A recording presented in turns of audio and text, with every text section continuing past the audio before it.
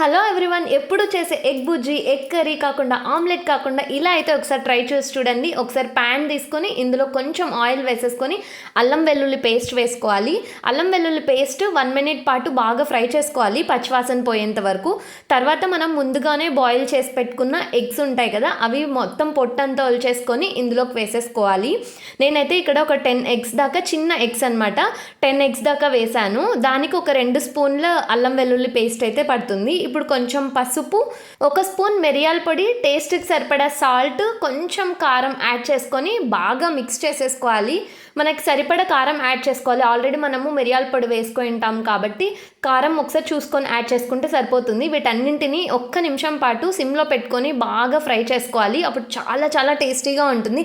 వేడి వేడి అన్నంలోకి ఈ కర్రీ వేసుకొని తింటే సూపర్ అంటే సూపర్గా ఉంటుంది. ఖచ్చితంగా ట్రై చేసి చూడండి. ఎలా వచ్చిందో కామెంట్ సెక్షన్లో కామెంట్ చేయండి.